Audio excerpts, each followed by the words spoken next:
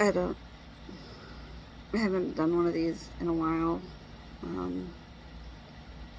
think the only reason I'm doing it now is because I have the opportunity to. I'm by myself, literally. Um, my kids are all spending the evening in different places, or majority of them are with my grandma at the moment. Um, Honestly, I don't even know why I'm doing this. I was contemplating between getting on Twitch, but I'm not in the mood to play a game. And I don't want to just sit there and rant on live either. Because sometimes I feel like dumping on live is almost dumping on someone else. It, it's good to talk to somebody, but I don't want to add onto anybody's plate, if that makes any sense. Because I tend to do that with people around me. A lot of people will act like, they're doing things to me by doing that, as if, they're doing it on purpose, and they're not. It couldn't be farther than the truth. They're just coming to me because they literally think I have things together, and I'm far from it. I think only one of my friends really actually understands that she and I are both falling apart. I think that's why we're able to talk so freely with each other, is, she gets relied on a lot too, and she has no room for herself, and she should, but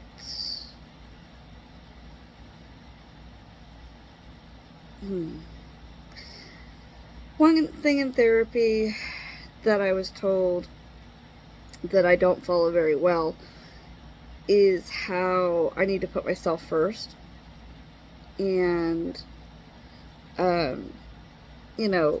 create the boundary lines.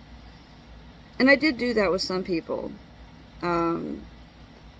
because it got to a point where it was affecting not just me, but the people around me, by these other actions by these other people, or them constantly calling me to help them when they wouldn't help themselves.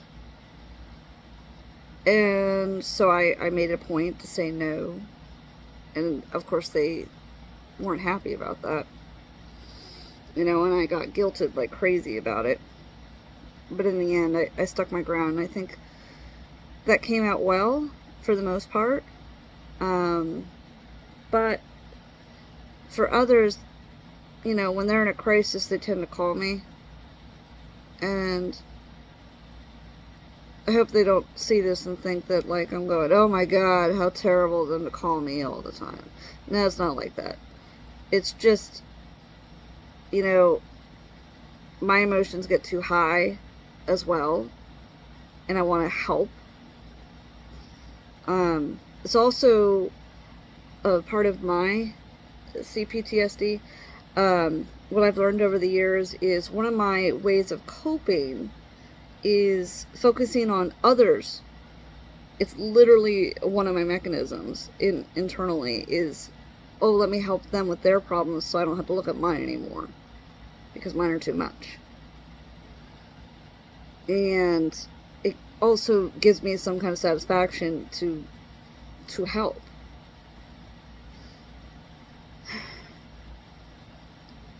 So, and it could be anybody. It could be a friggin' stranger. There was once a girl, I think I said this in another video, where I had met this girl. She was behind bars, and when she came in there, she was all wrapped up, all bandaged up. You could tell she was manic, maybe fiending for drugs, I don't know. But she talked really fast. She couldn't sit still. And I was upset myself that day, and she kept asking me what my problem was.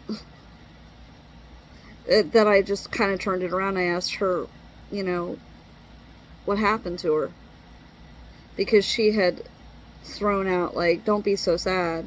because you didn't see your boyfriend get shot in front of you. And it's like, whoa, that's horrible. So then I just decided to sit and listen to her story, and it sounded like that's all she wanted. She just seemed to want to be heard. And she starts by telling me how her boyfriend had gotten into drugs and had basically kidnapped her, took her at gunpoint, and was running from the police in a car. And when they pulled him over, I should say, he pulled her out of the car too, and he put the weapon to her head, kind of to, I guess, persuade the cops not to shoot him.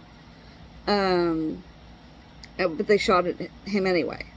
They did get him, but they got her too, which is why she was bandaged. She had a hole in her shoulder. She was shot by the police officers. And I said, Jesus Christ, like, well, then why are you even here? And she said, because of that incident, she was in the hospital. And because she was in the hospital, she missed her own court case. Therefore, a bench warrant was drafted because nobody informed the judge that she was a victim herself, and was hospitalized over her bullet wound in her shoulder from the police officers. And then the reason I say drugs is because she flat out told me that she was an addict. That was what her court case was going to be about, that she missed.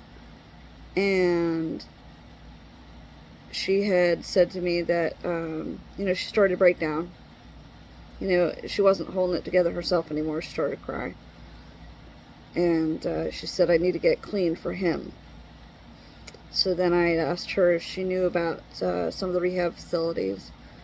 And she didn't. So I was directing her on where to go,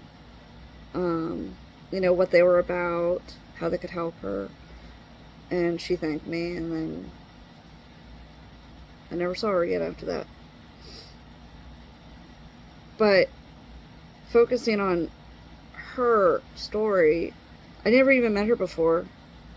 I didn't even know she was in that police chase. All I knew was she kept saying she had a bullet wound in her shoulder and that her boyfriend was killed right in front of her, shot by police.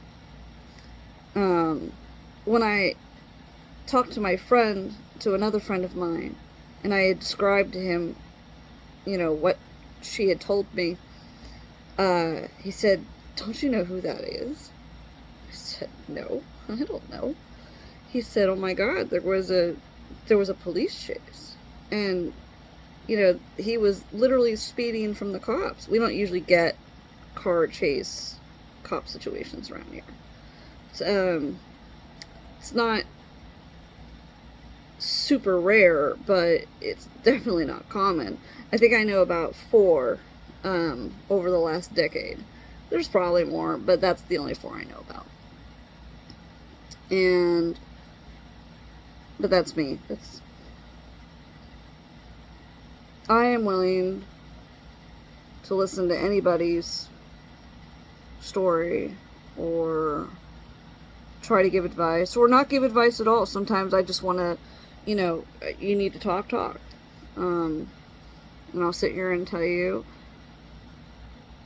basically, they're validated and that, they have the right to feel the way they feel. Because that's all they want. Literally, that's all they want. It's what most people want, actually. And most people misunderstand that and think they need to pass some kind of judgment. And that becomes the problem. Like, they want you to hear their story, but they don't want you to tell you what to do with it. So you can offer advice. You could say, hey, would you like advice on the matter? But I wouldn't freely give it. Unless they're almost hinting at wanting it. And I don't mean like telling you the same story 50 times. Because sometimes they really still don't feel heard enough that they keep repeating and repeating and repeating and repeating. And eventually they'll shorten their story down to, the big parts. The parts that matter most to them. And I feel like that too sometimes, and I will call people usually people I know that will agree with me. But at the same time, there's nobody who truly understands, if that makes any sense. You ever feel like you just want to talk to somebody, but you feel like they're going to be on your side, but you feel like they're still kind of judging you? It's almost like every person. So it's very hard, and then you don't feel satisfied. You feel like now you have another burden on your shoulders. And then you regret telling them anything at all. And then you regret telling anybody anything. Because that's usually how it goes. You start to question yourself as to why you open your mouth. Because now you've invited, extra judgment, extra drama. What if they go and blab to their friends? What if they gossip about what's happened? That's why I'm very selective about who I talk to. But I also know that they tend to gossip too. And then next thing you know, I'll have like 50 billion people calling me going, hey, I heard what happened. What's up? And that's nice, but they're just more like interested in my story. My one friend, he'll call me and he tells me that he just wants to hear my story so he can feel better about his. Literally, he doesn't even sugarcoat that. This is literally what he says. He goes, hey, I'm having a really bad day. Can you tell me how your week's been going? Because I know it's got to be worse than mine. And he's usually right. Because he says he wants to hear something that makes him feel like, man, I'm glad I'm not that. At the same time, it sucks. But I'm glad I can provide some relief to some people. So, telling stories, telling your story can have multiple outcomes, multiple reactions. Sometimes I don't want to hear it at all. And, sometimes the person I'm trying to tell this to, the person that truly needs to hear it, because I need their help with it, they shut me down almost immediately.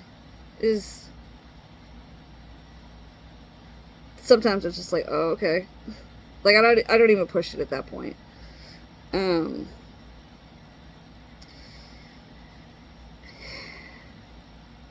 So how has my week been going?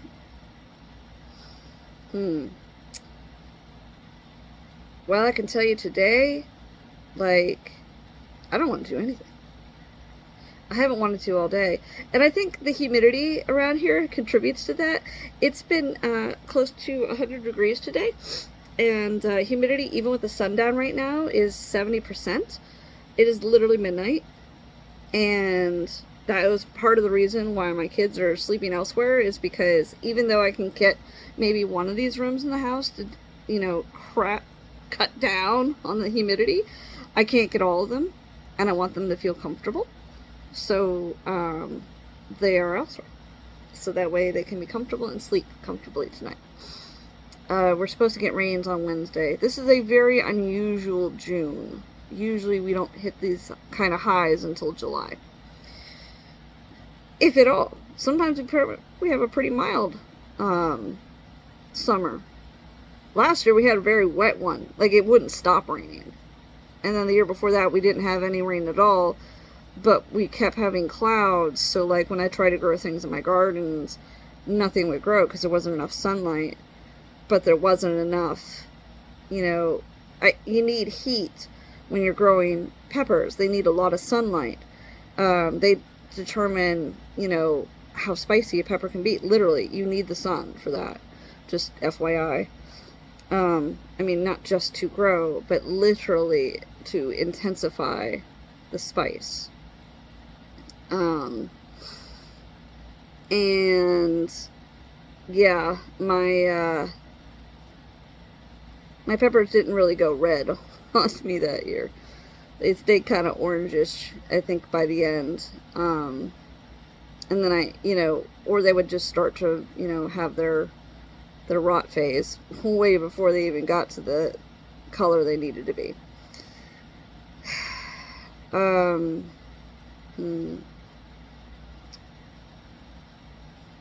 Well, I can tell you this. One of my biggest things lately I've thought about this week is the "I told you so" phrase. "I told you so" can be a validation at point. It also can just be a reminder that nobody listened to you in the first place. And honestly, that's kind of where I'm at. You know, a lot of people are like, okay, go ahead, tell me I told you so. And I said, I shouldn't have to. You know, I tried to tell you before this happened. And now it's after this happened. And we're in the same boat again.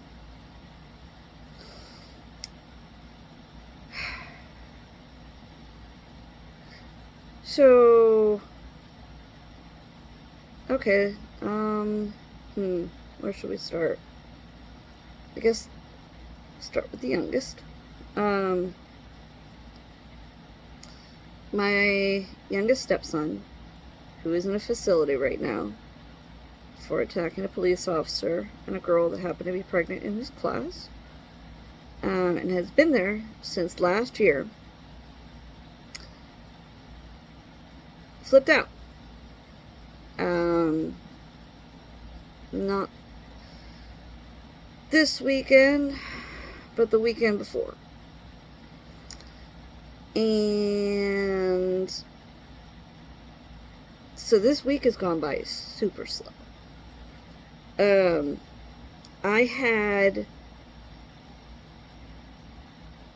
looking at discharging him.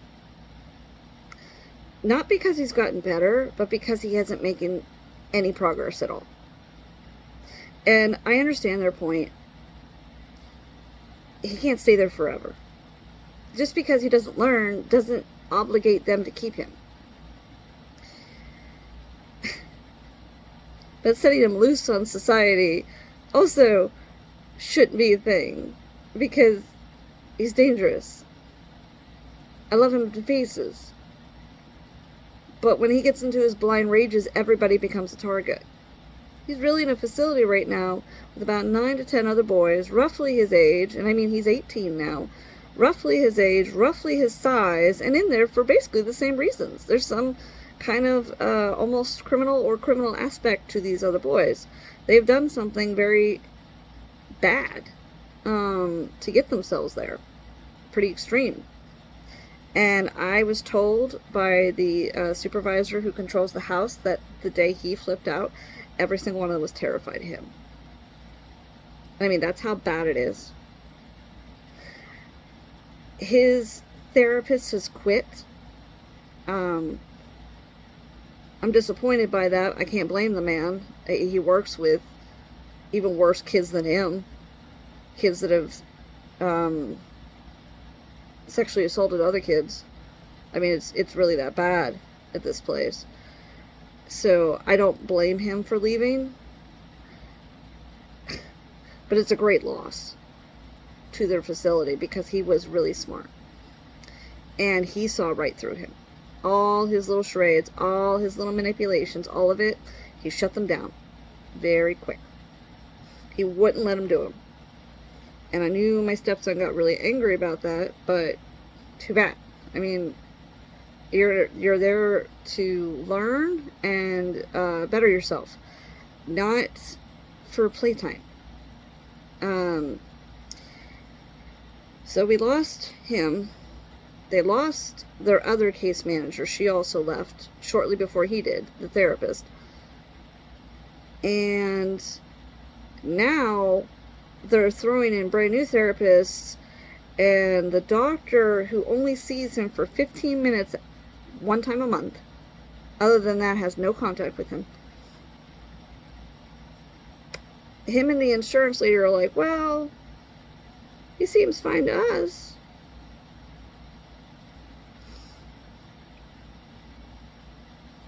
And now he's got a new therapist who has barely known him a month. And it's not their fault, but they've also tried to explain that they've had very little interaction with him. So it'd be unfair for them to give an assessment of him when they barely even know him. They only know from past documentation, and everything else. My stepson always smiles, always seems to act like everything's okay. It's fake. He's extremely manipulative. Like, I would classify him as a sociopath. Because I don't think he really cares about anybody. Not even himself at times. Because the things he does don't make any sense when he gets into his rages. Literally, he could tell you one thing, and then he'll tell you the complete opposite 5 minutes later. He could be saying that he's blowing up because he's defending you, but the moment you try to tell him to calm down because he's defending you and you're saying you don't need defended, or even if you don't even say you're not wanting him to defend you, you can just go, hey, calm down. You're a target now. Now he's gone from defending you to attacking you. That quick. You say the sky is blue, he'll tell you it's pink. You tell him the floor is lava, and he'll tell you it's a lake. I mean, white is black, black is white. You can flip it around. You could even agree with him, and he'll still keep going. Because he's arguing for the sake of arguing. That's all it is. He's angry, and there is no way to calm him down. And he's put people in the hospital, multiple people, including myself.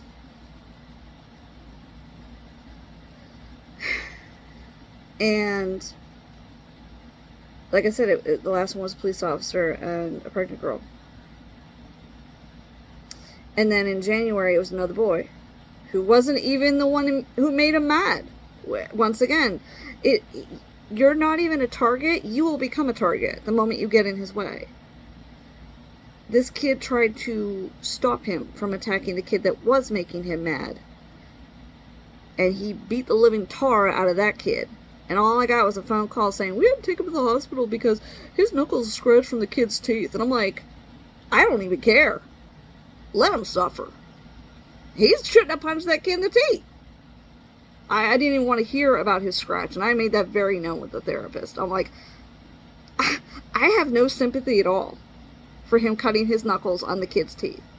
Because the fact is, he chose to do that. No, he didn't get hurt, aside from the scratch on the knuckle. And he tried to justify it, saying, that kid put me in a headlock. Kid didn't really put him in a headlock. He did try to wrap his arms around him to stop him from trying to break down the bathroom door to get to the other boy. And he's like, what'd you want me to do? He said this to me. And I said, I didn't want you to beat him. And he's like, you just don't understand. And I'm like, you know what? I don't. Because it doesn't make any sense. Why did you attack the kid that was trying to stop you from fighting it? You know, I said, if we want to back it up some more, you didn't have to get out of your seat in the first place to go get the first one. Like, oh my God. And we had another situation. Very similar. But it wasn't the kids this time that were making him mad. It was the fact that he didn't want to do something. Which is 9 times out of 10 the other thing that makes him angry. A non-preferred task, as a therapist would want to say. This time it was dishes. Yes, I mean. And I don't mean like a sink full of dishes. I literally mean 2. But if you ask him, it's 3 dishes. I don't even care. The fact is, this is his version of events, okay? You know what? No. I'm not going to give you his version yet. I'm going to give you what the staff said, who I totally believe. 100%. The staff member who called me is as big as me. She's only like 5'1". She can look me straight in the eye, and I'm 5'1". Tiny. Thin. Her arm is broken. Literally, she's in a wrap. She can't move her arm. She's walking around like this. If these boys come at her, she's done. And yet she's still there. I commend her for that. I'd be scared to death, knowing like I can't defend myself. And on the weekends, they do what they call like chores. So on Saturday, they tend to clean the bottom floor. And on Sunday, they clean the upper floor. So this was a Saturday. This was the bottom floor. And they have given him dishes for a very specific reason. Because he usually beats people up over them. He usually gets that angry, and he'll blame his abuse that his mother put on him long ago. And although, yes, I know his mother was extremely abusive, there is no reason for him to take it out on other people. And I have been very with him on that. Because it's like, I tell him all the time, you had a crappy life, I had a crappy life. I don't get the right to beat people up over it, neither do you. Nobody does. There's no reason or right in the world to take your frustrations out on another person. Even the person that's caused them. You know? I mean, you could build your boundary with them, but the moment you cross that line, nobody cares.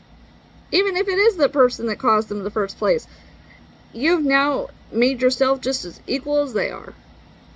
And that sucks, and I'm sorry. Some people sound like they deserve a nice kick in the teeth. But the law says you're not allowed to do it. So just try to, keep that in mind. Is it worth it? No, it's not worth it. And anybody who's ever taken it out and ended up in prison will tell you it's not worth it. Even people who feel like they defended their family to the best of their ability, they'll say, would I have changed it? No. Was it worth it? No. They'll say both. Because now their family's without them too. So, it sucks. But anyway, I digress. So, the staff member had said, and she's the one who called me directly, that it was over dishes. She said that he was instructed to wash 2 dishes. He didn't want to do it, so he became enraged almost immediately.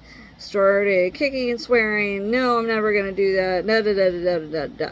And so, this staff member had instructed him to, why don't you go for a walk? Let's go for a walk. We can calm down. And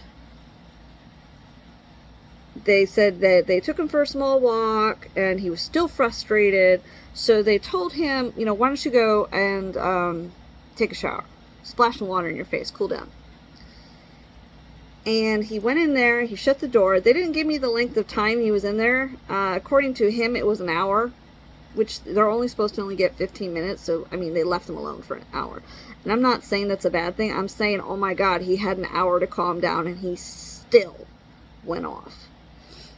And then they started hearing this banging noise, and they couldn't figure out what it was. And it was after they had told him, it's time to come out. And he opens up the door. There's holes in the wall. And he's got this basket full of shampoos and soaps and everything. And he goes down to the banister in front of the staircase. And he just launches it down as hard as he can at everybody else. Thank God his aim sucked, because he didn't get anybody. But, yeah.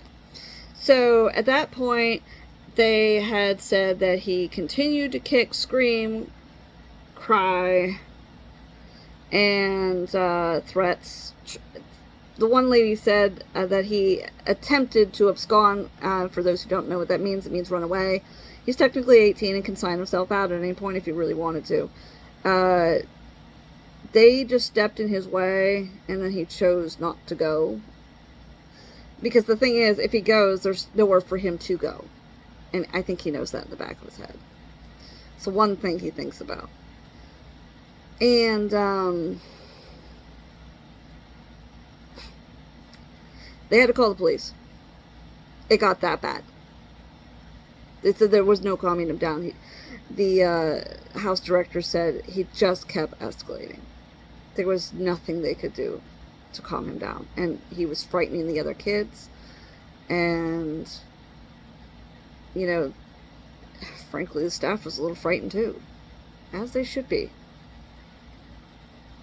And, you know what I thought about the whole time? The fact was, after he got out of that shower, he was still going to have to do those dishes, and he didn't want to. So he did everything in his power to get out of it. And when the police showed up, he pulled his magical I want to die card. He has never once in his entire history of anything attempted any kind of ending situation. I don't want to say the word. You know what I mean. He's never planned one. He's never attempted one. He needs an audience. He will literally make the threat of, I will, if you don't let me do A, B, and C. And then if you say no, then he'll, he'll usually go for a knife, and he'll do very superficial cuts. In fact, actually, with the charges that he has with the police officer and the pregnant girl, he broke the officer's body camera into little pieces, and then took the pieces and just scratched the hell out of his arms. And did the whole, I want to die. I'm so sick of hearing it. I'm so sick of it. Because he doesn't. It's a fat lie. He just knows from experience that that's how you get into the psych ward. So did he get arrested that day? No. No, he went to a cushy hospital. He has been in a psych ward since he was 7. Mom used it to get rid of him when he was acting out. And then he learned to do it on his own. All he had to do was say, I want to hurt myself. And the moment you guys leave, I'm going to do it. So that way, he knew that would lock him up in there and give him a break from his mom. Now he uses it like a respite for everything, including getting out of chores, getting out of trouble, everything. Just literally everything. He has a very specific pattern. Even like the police officers, when he did what he did last year, I had come to the school, because he did this at school, to get him. And I had agreed to take him to the hospital next door. The police officers literally followed me there. And then they stood in front of the doorway. And so when it was our turn to go into the office and explain why we were there, and they asked me, so why did you come in? I said, you see those 3 police officers over there? One standing by the door? That's why. That's why we're here. They're here for him. I was in no mood. I have been in no mood for his excuses since. Because there's no remorse. There is no empathy. 0 from him. Just absolutely 0. We had a session on Thursday. First thing out of his mouth was he said, Jess, you put me here. Is the most, I hate that phrase. He does that not only to me, but his grandmother, his biological grandmother, his sisters, his brothers, anytime, the school. The one time he had charges, he said that the school should just forgive him because he's been being nice to the kid he threw a chair at and split his skull open. So the school's got the problem, and they're the ones doing this to him. And I'm like, exactly as I always say, I didn't do this, you did this. I said, who attacked that cop, Ethan? I didn't really attack him, I just flexed at him so I could intimidate him. Exact words he used. I said, I know there's a tape, and you threw fists at the officer. You body slammed the door to get to him. Don't. No, I didn't. No, I didn't. You just don't understand. You went after that girl, Ethan. No, I didn't. I wasn't even gonna hurt her. I just wanted to keep her from leaving.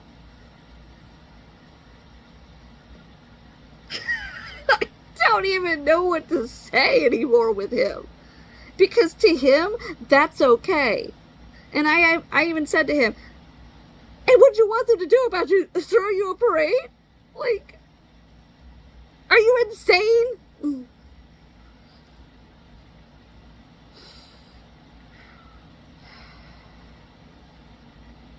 So as it stands, April last year to today, he still feels exactly the same way, which is, I knew that. I knew he didn't feel any remorse for what he did. He might play the game a little bit in therapy and say, oh yeah, I feel so bad, I wish I would have done something different. But when the therapist asks, well, what would you have done different? He always has the same answer, I don't know. Well, if you thought about what you were going to do different, then what were you going to do? He literally says this in session even. Oh, he said the word rooting. I think he meant brooding, so he's, learning some new words to use in his little manipulation tactics.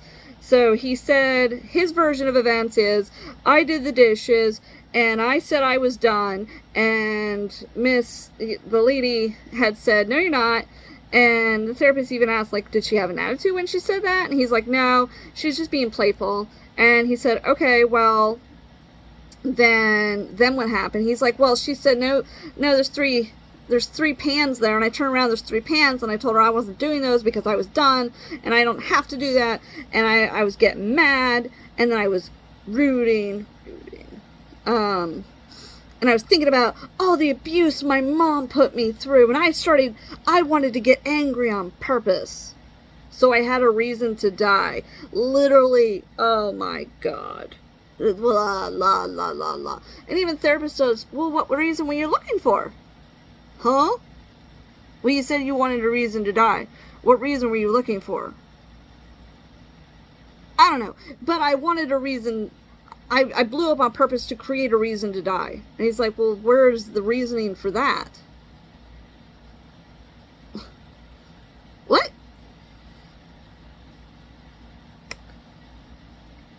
Blah. So then I asked him, so then what happened next? And oh, by the way, he admitted that he was just fine before this incident happened. So there was no rooting, brooding, before all this happened. He was outside playing. Although he was angry that his foot is in a boot because he whined so much to a doctor who was concerned for his health, and who he complained about his ankle, was concerned about tearing of the tendons, said, you got to wear a boot. Now now I can't play. How dare that doctor do that to me? I want to wear the boot when I want to wear it. He wants to wear it because he wants attention, but when it's time to play, he wants to be able to take it off and go play. So he's not really injured. Doctor took precautions because he flat out said he was hurt. Even though I literally saw him running in a circle around the playground. And I mean, this boy is 6'2", 200 pounds, didn't even hesitate, was playing all over the place. Even though I even had to tell him to calm down, like, yo, stop. There's little kids around, you can't be doing that. And I brought him here for his birthday. And I even stressed on that one, like, I know that he won't blow up because it's his birthday.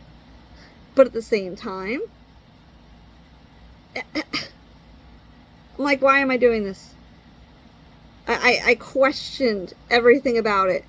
I even blamed myself a little bit for believing for 1 second that maybe he was capable of some kind of change.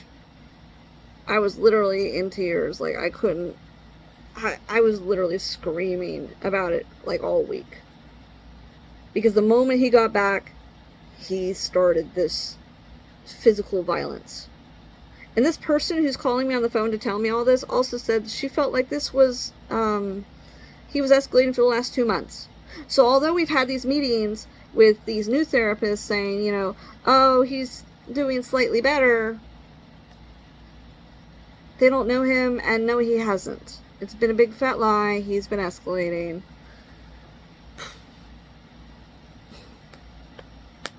So, continuing the story on, again, he said that they instructed him to go take the shower, put the water in his face, and he said, well, I went in there and I didn't even take the shower. I turned the water on. I guarantee he took the shower. And then he said, well, I was just sitting there, and, even the therapist was like, well, how long? 10, 15 minutes. He's like, well, it was about an hour before they knocked on the door and told me to get out. It's like, you had an hour. He's like, and then I knew, like, I was going to be mad. And then he says something which almost sounds like blame of the house. He said that those walls are supposed to be concrete. And I hit the wall thinking it was concrete, and yet my fist went right through it. And he smiled. And he was almost looking at his fist like he was proud of himself. He's like, but then I realized I was going to have to pay for that. And I don't have a job, and I don't have money. And, the house director told me I could be charged with destruction of property. So I was, like, mad about that. So that's why I came out with my basket of stuff, and I launched it at everybody and told everybody I wanted to die. I said, where's the part where you terrorized, threatened, and flipped continuously at the staff? And he's like, oh, I didn't do that. I probably just scared them because I said I wanted to die. No. Not once. We were on session for almost 2 hours. He literally spent 20 minutes of it like this. And also he was wearing a mask. And he said, they don't believe me, but I have pneumonia. And I said, who said you have pneumonia? The doctor did. But they don't believe me. He didn't want to wear the mask. Because technically he was in a hospital and they have to protect the other staff. So, COVID protocols are still in place. He's got to wear the mask for a short amount of time, especially if he came back and he's hacking and coughing all over the place. And he's trying to tell them it's pneumonia so that way they'll take off the mask and lift that restriction. And then, like, in the middle of the session, he's even like this on the camera, because we were on camera, and I asked him, like, what are you doing? And he's like, I'm looking for the calendar to figure out when I'm going to get that boot off so that way I can play basketball again.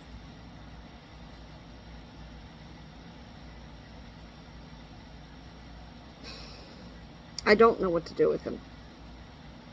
He's cold and calculating. He doesn't care. It makes me angry.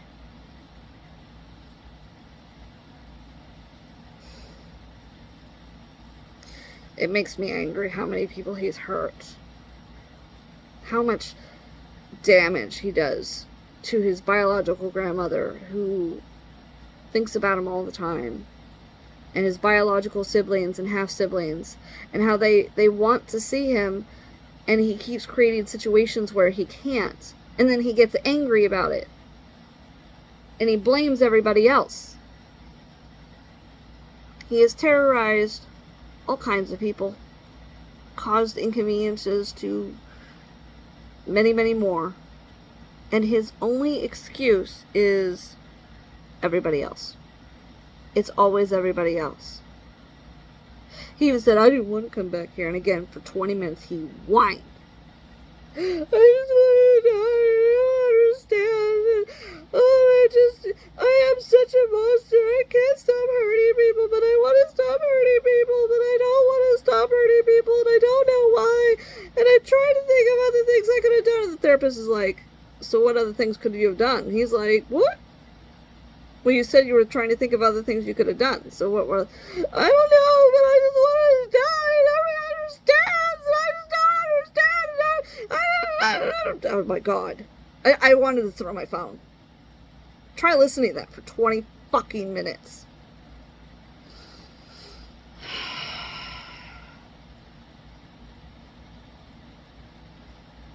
I pray all the time that I'm going to hear the words. I'm sorry. I don't even get that. Frankly, I don't even want to hear it. Because I used to tell my other kids, sorry doesn't mean anything to me if you don't change the behaviors. Because it's empty words. He'll apologize for the weirdest things. Like even at the end of the session, I'm sorry I was crying the whole time. I'm like, why are you apologizing for that? I don't care about that. I care about the fact that you terrorized 10 boys and probably about 3 or 4 staff members. And a bunch of police officers were inconvenienced because of your freaking meltdown over fucking dishes. Ooh. And then I got the doctor on the side even telling the house manager, oh, I doubt it was over dishes. It was probably a buildup. Of course it was a buildup. That doesn't make it right. Well, we can still look at discharge. Maybe we could put him in a CRR, which I found out is called Community Residential Rehab. It's like a step down from a hospital. They were already making plans to have a case manager put him in one of those. And that's when I said during the meeting, and I guess I revealed something they didn't want these people to know who were also on the meeting. I said, well, what about his felony 1 charges for the aggravated assault? And these people are like, what? He's got charges. What charges? And then this facility is also asking these people, do you think a CR would be beneficial for him? Can he comply to following directives? And everyone's like, oh yeah, he can do that. I wanted so badly to be like, yeah, until he doesn't want to. And well, this lady is like, well, I really need to see those charges. And the case manager that's replaced the one that's left is like, well, I don't see them here, but I know that they're here somewhere. And I was like, how about I email them to you? Because I still got copies. And you can email them to them. I said, you guys need to call that county. Because if you're going to discharge him, they're waiting for him to be discharged because they want him in front of the judge. Has anybody fucking called them? Nobody's called them. Nobody's emailed them at all. And even the doctor's like, well, why hasn't the charges been started? We take boys to court all the time. I said, I don't know. Why aren't you guys talking to him? So then the doctor tells the case manager they need to contact that person.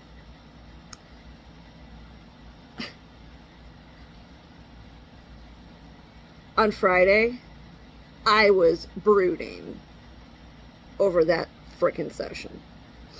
And then I got to thinking, you know what? I bet they didn't call them. I'm going to call them. So I did. Call me bad. But I don't know what to do. And I need to be proactive to prevent someone from getting hurt by him. And I did what I think was right. It hurts to do it. But I called that county and I said, I need you to proceed with these charges. Did you get anything from them? They're like, well, we did. He's like, I'm looking through my emails and I see this little email saying, hey, do you think you can proceed on charges with Ethan? And that was it. No reasons as to why. Nothing. And I said, well, I need to tell you something. And then I told him about the incident. No, I did not sugarcoat it. I said, he's going to kill somebody. He's come very close multiple times. He usually goes for the face.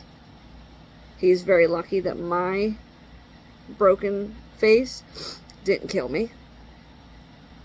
He's lucky that when he split that girl's skull with his phone, it didn't kill her.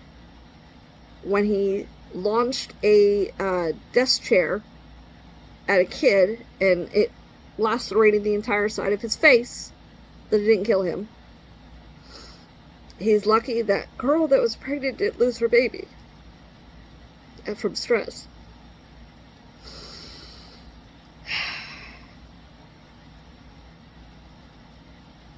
I'll never forget that face he made to me when I was taking him to the hospital. But she called me a name. First of all, the staff told me she never said a fucking word. And then I told him, and please excuse my language, I hate these words. I said, I don't care if she called you a fat ass nigger. You had no fucking right to go near her. I don't fucking care. None. And all he did was, but she called me a name. It still doesn't even compute to him. And here we are in session 2 days ago. 3 days ago. It's Sunday into Monday now. We had a session on Thursday. Same language. But she called me a name. But they did this to me. He'd do it again in a heartbeat. As he should. So I told this county, he's 18. Someone's going to die by his hands if you don't act. And I need you guys to take it out of the other place's hands. Because if he is discharged to this other place, he will harm somebody in that place. If he is discharged at all, it doesn't matter where, he's going to hurt somebody. I said, I need you guys to take him in for bail. I am begging you to make it a stipulation that he remain where he's at during the court process and that he not get into fights, because I know he will, and then it will give you the reason to put him in jail. Because honestly, that's the only place I see that the society could be safe from him. Because there's literally nothing else.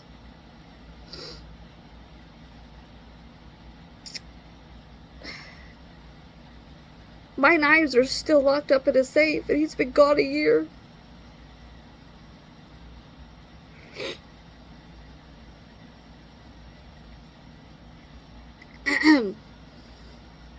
Get worked up.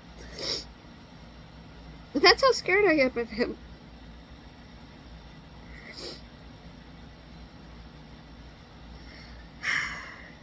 Even during our session on Thursday, he said, I didn't want to come back to this place. And the therapist asked, well, what's the difference between this place and the psych ward? And he said, well, at the psych ward, nobody makes fun of my childlike behavior. And nobody calls me names. It's like, dude, you were there for 5 days. Shut the fuck up.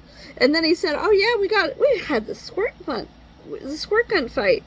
And he was very specific about it. He said, well, we were only supposed to squirt people one time. We weren't supposed to squirt them in the face. Well, I did it on purpose because I wanted the guy to squirt me with his big old gun, because he had a bigger gun than everybody else.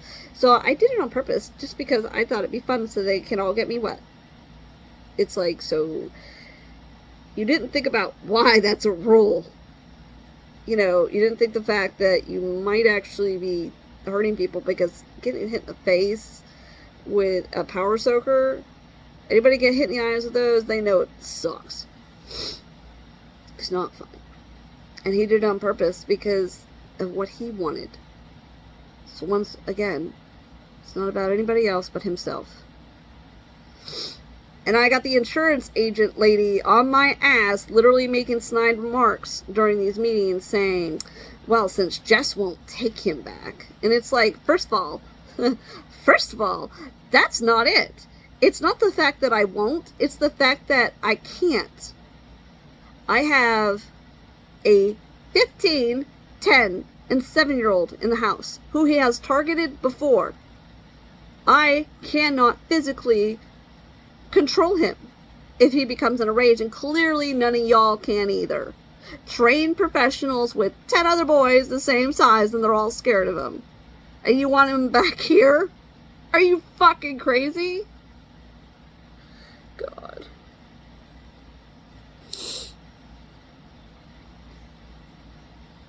No.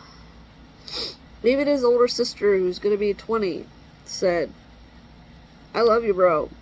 I just don't want to live with you. You're too violent. 15-year-old said the same thing. And he pouted about it. Oh, boo-hoo to me. Maybe I could make some changes. And I've never once heard the words, I should change, or I should think about doing this, or I should think about doing that.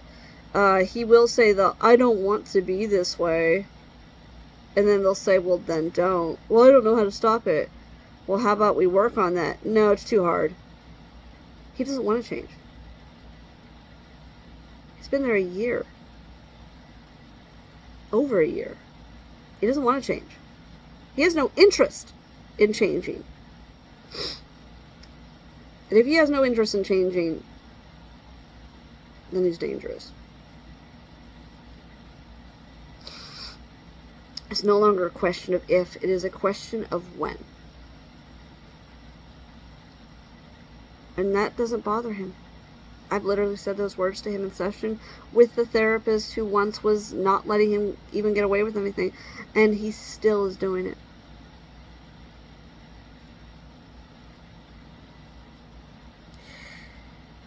He has no interest in making us fear him less.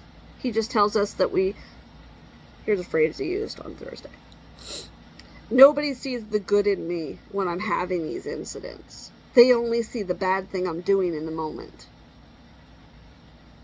I said, yeah, Ethan, because they're scared of you. Well, they should think about the times where I'm nice to them. I'm like, are you for real? Are you saying that they should try to be your friend while you're threatening to harm them? No, that's not what I mean. Ooh. Then what else could it mean? And explain it to me. No, I don't want to. Because that's exactly what it means. He has literally stabbed his sister with a fork. And the exact words out of his mouth were, she made me do that. And I said, how the hell did she make you do that? And he said, well, because if she hadn't made me mad in the first place, I wouldn't have had to stab her.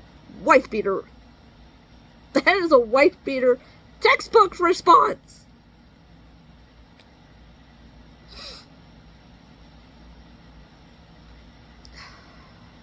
There is no line he won't cross. We have another meeting coming up on Tuesday. Because he wasn't present for this one, because he wouldn't get up to go in front of the video at the hospital, and because he's over the age of 18 and needs to consent to his own bullshit, then we have to have a second meeting. This potential parole officer is going to be present during this meeting. And I have been notified by the staff of this place that after my phone call with him, pleading with him to do something and proceed, bring him before the courts, they did call the house back and they told them we're putting him on the docket. So I am hoping by Tuesday that I have a date and we could start this process. Because if he won't stop on his own, I don't know what else to do with him except try to protect the community from him. I mean, my other stepkids have their own vices. My stepdaughter, the almost 20-year-old, I found out 2 months ago she was lying about pregnancy in order to manipulate her boyfriend into getting her an apartment. I about threw up with that one. I wondered why he wanted to move in with her so fast after dating her for only such a short amount of time. Because he's autistic. And he's very sweet. He's very responsible, has a very good job, has thousands saved. And she told him, she told his dad, his sister, his aunt, his entire family, all his friends, that she's pregnant. She went on the charade for a month. Grandma asked if she had my blessing to take her to the ER to be tested, and I said, you got all the blessing in the world. Make her fall on her face. She tried to lie to me. She said, oh, we're going up to see my Nana's feeling sick. And I said, oh, okay. I waited. And of course, Grandma comes back and she goes, yeah, it's negative. It's not even just negative. It's like a 2. The HCD levels are 2. And if anybody knows, you can't even claim that's a miscarriage. Because a miscarriage, your HCD levels are still very high and they're coming back down. And it's a horrible experience. You're bleeding all over the place. It's absolutely devastating and emotionally a wreck. She's never been pregnant. She's also got the Nexplanon in her arm, which works very well. Thank God. Grandma made her call the boyfriend and tell him that she's never been pregnant.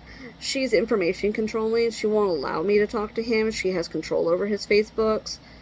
So anytime I try to talk to him, you know, she always says, I see what you said to him. And I'm like, and is any of it a lie?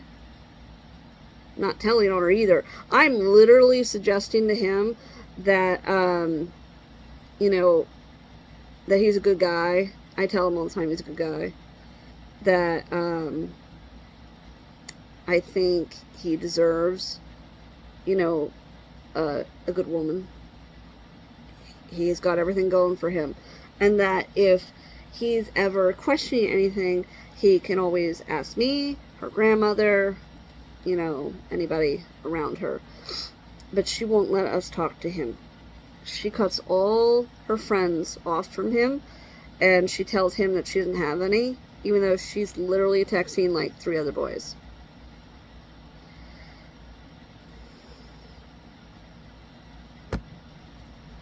I even asked her, like, when I finally confronted her on the issue, I said, how long were you going to let that go? How far were you about to take that? Because usually that ends with, you know, you going out baby hunting for somebody else's child. You know, I said, you literally dragged this on for a month. I said, you can't even claim it's a miscarriage. It's way too far. And You've gone on too long for it. And she goes, and I even asked her, I tried to even give her an excuse. I said, did you think he was going to leave you? And actually, she literally looked at me and smiled, and she says, no, it really wasn't that. Because she wanted an apartment. And she knew he could provide one. Because she can't get herself a fucking job. She just lost the last one because she played dumb with the employees, or she made fun of them and she threw an attitude. One of the two, all three, all of the above. She does this all the time. I love her to pieces too. I tell her point blank, you're playing with fire.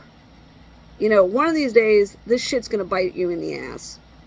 You can't go around playing with people's emotions. And then the eldest. If I don't answer his phone call almost on demand, he loses his absolute fucking mind. And he's 21.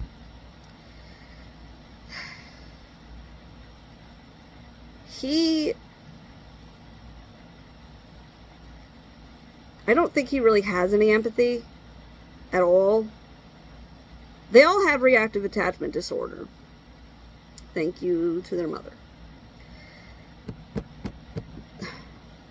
They all have trauma. Thank you to their mother. But they're adults.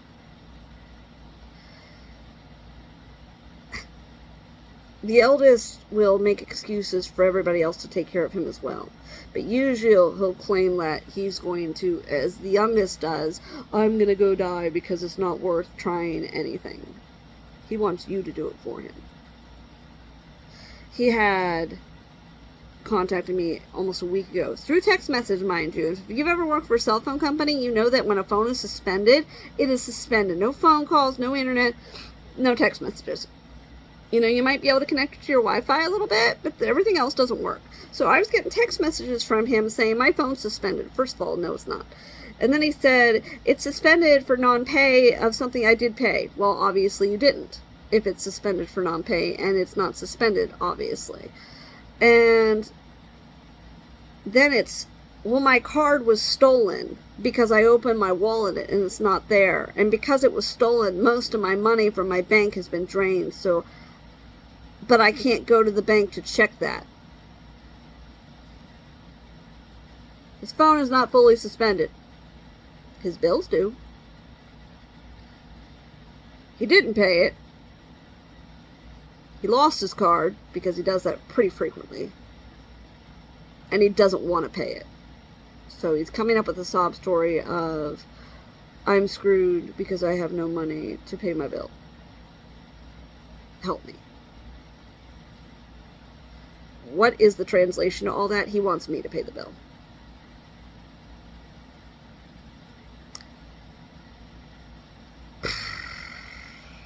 I just told him, hey, hon, after he kept yelling at me because I was telling him solutions. If your phone is suspended, you can still call 611, which is the direct line to whatever phone company you're a part of. And you can talk to them.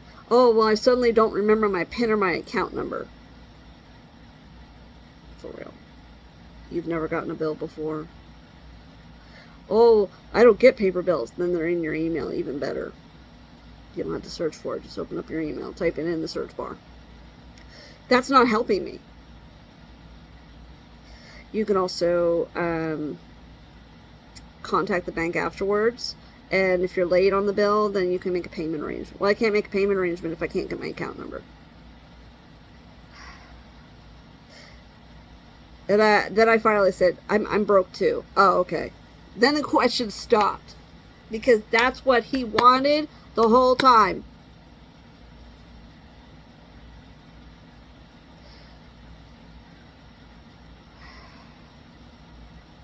Meanwhile, between these three, my mother has been going through a bit of a crisis. My grandmother got cancer. My other grandmother is visiting her brother right now, who's dying. His heart is, and he's her twin. My father's been gone, so this is my father's mom, and I'm the only direct descendant aside from my siblings. I'm the only one that contacts her, really. And my grandfather on my mom's side had an aneurysm many years ago, to the point where the blood was so thick in his brain it literally squished his brain to the left. And he has very significant cognitive problems because of that. He can't even remember who he is half the time. He will literally be eating something and then he'll just stop. And he's tuned out. Like, you could see it in his eyes. He's not there anymore. And my grandmother, who has cancer, is the only caretaker. Because they can't get SSI or SSDI, because my grandfather was a farmer and he didn't file the necessary amount to get the work credits needed to qualify for disability. Try explaining. And then they told him that he could go pump gas for a few years to earn those credits. You know, fun times. So my mom has been taking up that at the same time as trying to manage her business, which she's very lost at. So I've been doing most of the math for her. And then doing all that math. And I mean, it's a lot. Trying to organize it. Trying to manage these 3. Trying to manage my other 4. You know, my daughter graduated. She had orientation for Penn State last week. And she starts here in 2 months. I have a grad party. I have to start putting together things for her in about 3 weeks. I have the Elwood City Festival I have to be at. I'm one of the vendors. For the most part, I got most things done, but I need to pull up, you know, pieces from my basement, you know, make sure everything's in working order, my tents, all that stuff.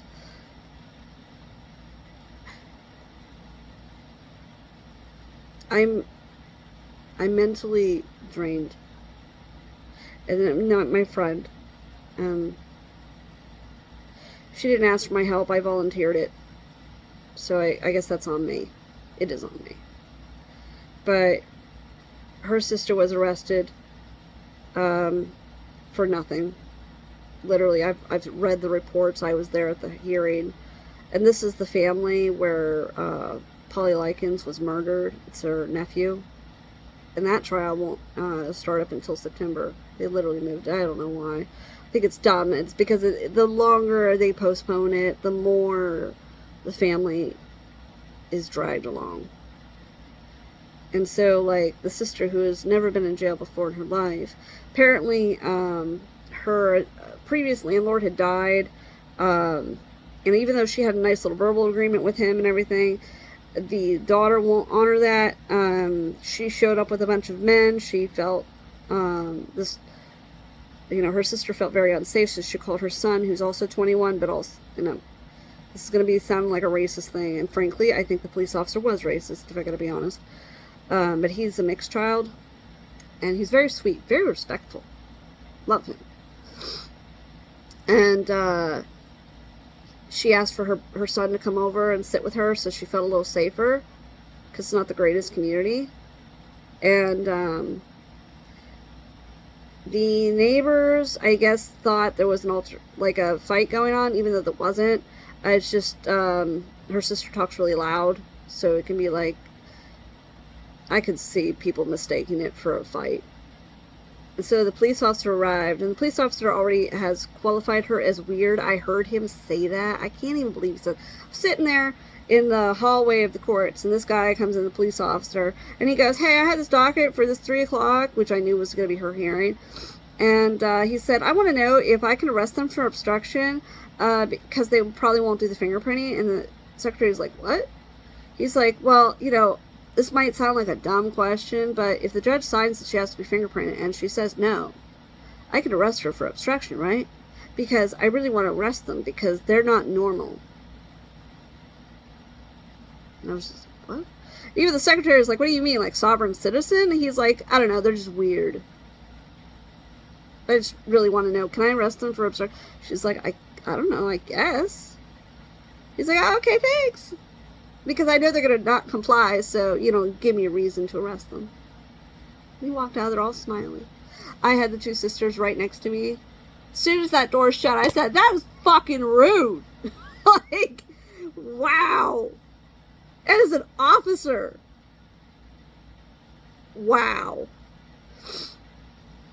And the one sister, my closest friend's sister, who I was also friends with in school, said, what is normal?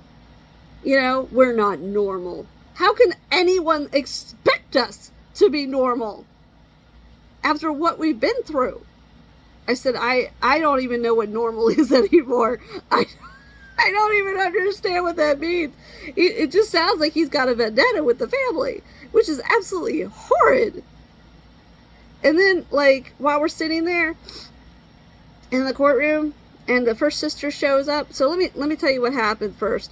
So the officer arrives at the scene, and he's trying to say, clean slate, it's okay, we can all talk, we're going to be friends, because he's been there before and he's got an issue with his family.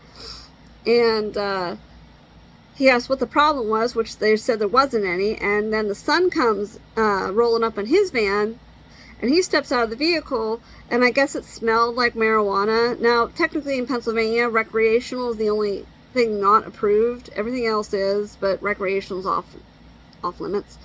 And the officer said, I want to be able to search your vehicle because I smell marijuana. And her son, who's very smart, very respectful, said, officer, no, I don't want you to search my vehicle. And he said, well, what's your name? He goes, I'm sorry, officer, I don't have to give that to you because I'm not part of this altercation. I'm not the reason why you're here. And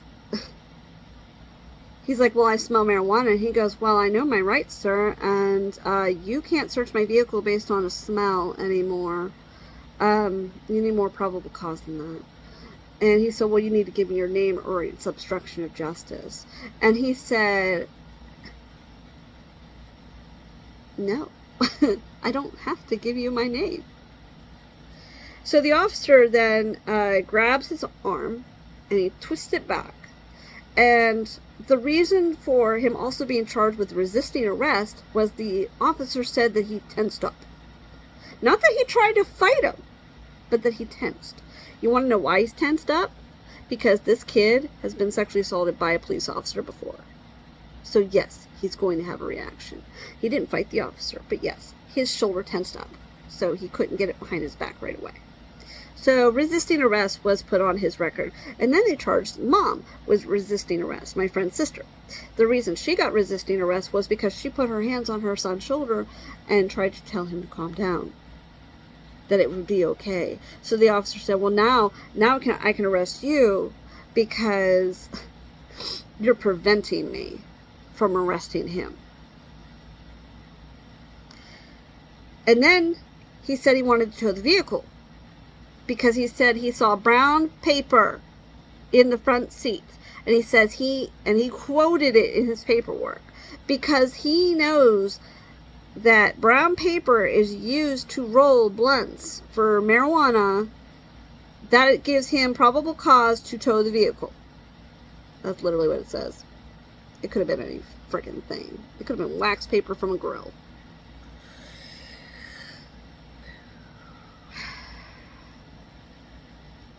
So as he calls the tow truck, and you know, my friend's sister stands in front of the tow truck, says, you can't take this vehicle.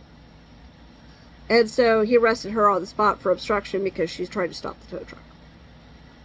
And then when she got to the jail, she had to give, you know, what they consider she had to pee in a cup. She couldn't. She's got seizures. She's got a lot of problems. And, you know, so when we're in court, and she's on video because they didn't even bring her, she's in what we call a turtle suit. A turtle suit is a velvet vest that they put over you in case you're suicidal. They literally strip you naked and they put this on you. It's to prevent you from harming yourself. And so the judge asked, why are you in that suit? Why are you in the safety suit? And she goes, because I couldn't pee. And the judge is like, I seriously doubt it's because you couldn't pee. And the man in the room, the other guard, said, actually, Your Honor, it is because she couldn't give a urine sample. They gave her 30 minutes to do so. She couldn't do it, so they put her in the suit. It's literally just another way to degrade her. And she was just defeated. They gave her a bond. Like, the judge, I kid you not, sat there. She actually called the secretary. She goes, this name sounds familiar. Why does this name sound familiar? Why does Likens sound familiar? Oh, I knew exactly why that sounded familiar to her, but she wasn't putting two and two together. And so she asked the secretary, can you run that name, like, on the national database? Because I feel like this name's familiar. And the secretary comes back and she goes, she's clean. She's never been on anything. She's like, I don't understand why that name sounds so familiar. And so when they're asking her about bond and they're talking to her about her, her feelings, at one point she does say, I lived here, I lived here, I lived here. I live here now. I really wish I didn't. She said that she was going to give her bond because she said she wished she didn't live in this county, which made her a flight risk. After that whole thing concluded, and the son, literally, she's even reading it off, because you flexed your, because you tensed up your shoulder, you got resisting arrest. It's like, can you not, like, see what this family is going through? I literally stood up and I said, hey, Your Honor, just so you know, I think I know why that name sounds familiar to you. She goes, oh? I said, do you remember Polly Likens Jr.? And she goes, who? I said, the child that was murdered last year, where the trial's coming up this September. This is that family. And she goes, oh my, are all of you the family? I said, I'm not. I'm a friend. But they're going through a lot right now. And she just, I'm so sorry. I'm so sorry. I'm sorry. And they're like, and they get back in my car and they're like, if one more person tells us they're sorry, we're going to lose it. We don't want to hear sorry anymore. Just leave us alone. This is all they want. Leave them alone. To top it off, this same officer, during the situation, which he didn't report on the paper, but it's going to come up when the body cameras are reviewed, he picked up a dime off the street and he pointed it at her face, the sister's face. And he said, do you need this? And she said, no. And he went, flicked it at her face. And laughed. Because he knows she's poor. Disgusting. So I have thrown myself out almost of my 3 stepkids thing, because I'm like falling apart with their situation. And I've almost thrown myself headfirst into my mom's and my friends, because that's how I cope. It's not exactly healthy. But there's nothing I could do to solve these other 3 problems. There's nothing. They have to solve their own problems. But because I'm associated to them, it still affects me. I love them, and I want to see them do well. And they're falling all over their faces. And I don't know how to stop the train wreck from happening. Because it's happening. Especially with the youngest. So it's easier for me to deal with other situations where I know those people are kind, that, they need somebody to stand up for them. They deserve somebody to stand up for them.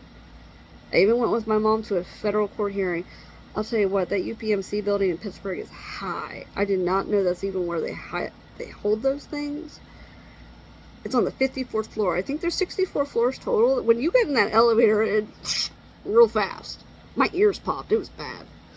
But I threw my whole day into that on Wednesday. And Thursday I had to deal with my stepson. I can't grasp these days anymore. All I've done today is really sleep, which is why it's like 1 a.m. and I'm still up. I might have the baggies under my eyes, that's for sure. But I've just been sleeping today for the most part. I might do the same tomorrow. I don't know. I almost don't even want to pick up the phones. It's not like my stepson calls me anyway. He used to lie and say that he did. Try to act like he's working something out with me when he's not even calling me at all. The only time he would call me is because he'd be like, hey, can you buy me a new pair of shoes? Can you send up my other boots? You know, I'd be like, well, what boots are you wearing? Well, I don't like these boots. Can't you get me another pair? Even when I would say, hey, how about you wait until I come and visit you and bring them? He'd be like, well, isn't that in like 3 days? Can't you just send them now? Will they get here tomorrow? I was like, I've come up there sick as a dog to visit him and sucked it up. And he asked me on the phone, you sound sick. And I said, I am. He's like, are you still coming? And I said, yeah, I am. And he goes, oh, okay. So when you get here, he had a laundry list of things he wanted me to do for him. I care less. It is easier for me to focus on family who deserves it, who has done nothing wrong to anybody, who gives to one another, who will drop anything for a stranger, than work with somebody who could care less about anybody except himself.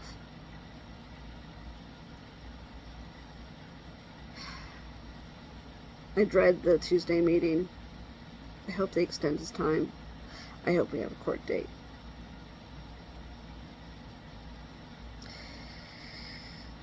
I didn't intend for this video to be this long. I'm glad I didn't freak out so bad. Honestly, I was worried I was going to really freak out. I don't know when I'm going to Twitch stream again, because honestly, I feel like I repeat these things over and over, and I'm dumping on somebody else. I would love to just have happy stories. Be like, hey, chat, you know, da-da-da-da, this, da-da-da-da, that. I'm trying to, you know, make this new design for my job, for my business, or I've been working on programming. I mean, I try to grasp at everything I can these days, and honestly, sometimes I think my ADHD is overwhelming me all by itself, because then it's like, man, I got way too much to finish. And I don't want to finish it. I'm tired of finishing it. I just want it to be done. I just want these things to end. Just can't the drama end? Can't these people just be free? Can't my stepkids just start to think about other people's feelings? It's not that hard. But apparently, you can't grow a conscience.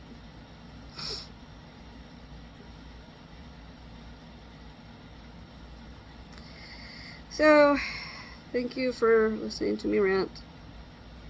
And, yeah.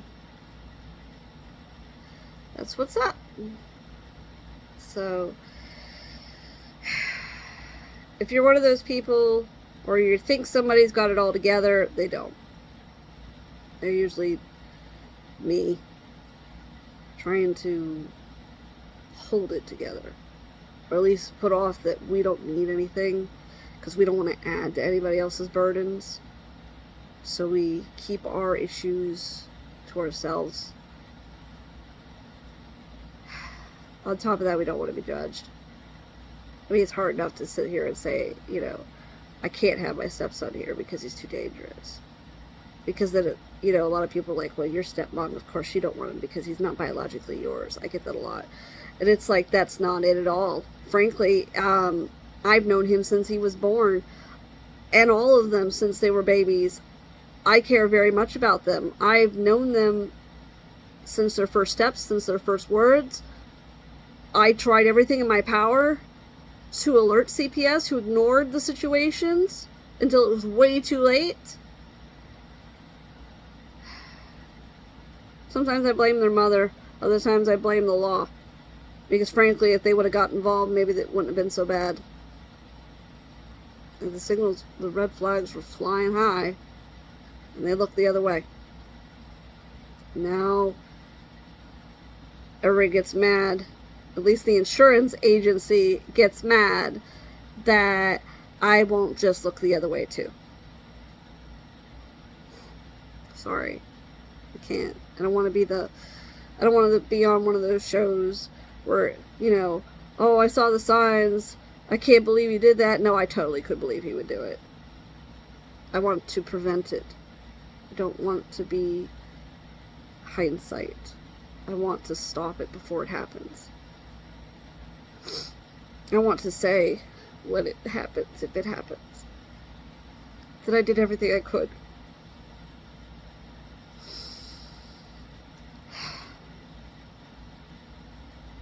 God forbid.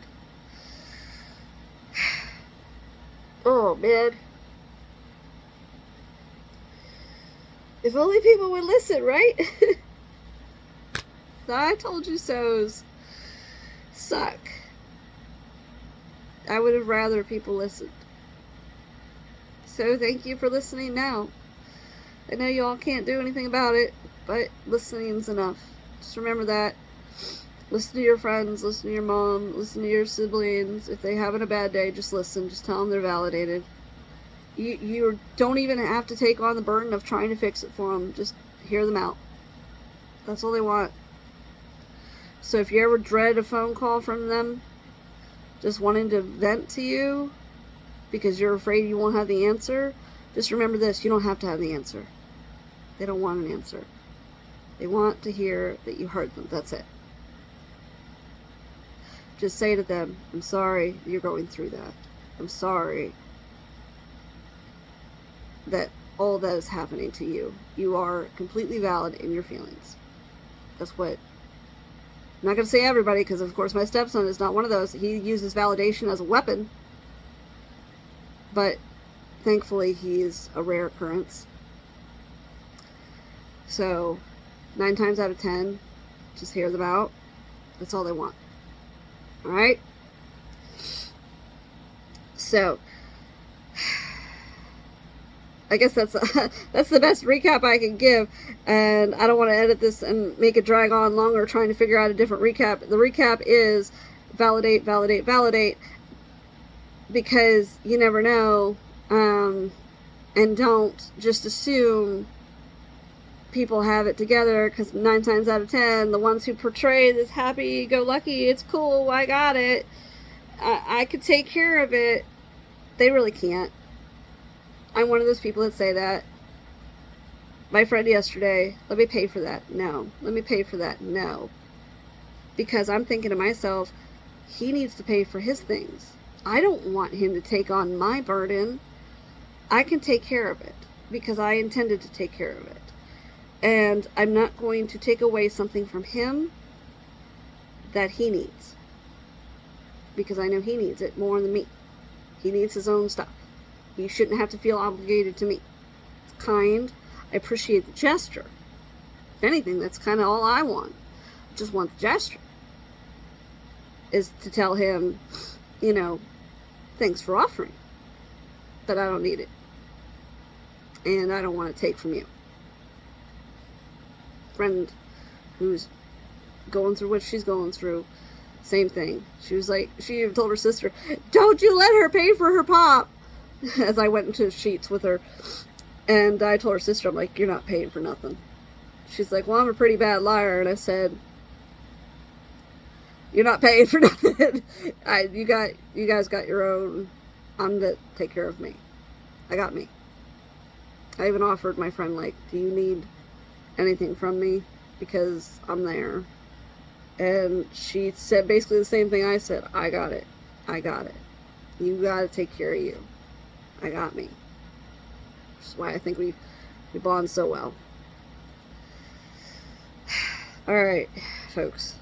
So, again, just have a good night. Think about you. And it's okay to let out what you need to let out. And it's okay to fake it too. It's not healthy, I'll be honest. But I'm not going to judge you for doing it. Because I do it. It's my coping mechanism. And it's what works for me. And so far, I'm still drowning. It's okay though.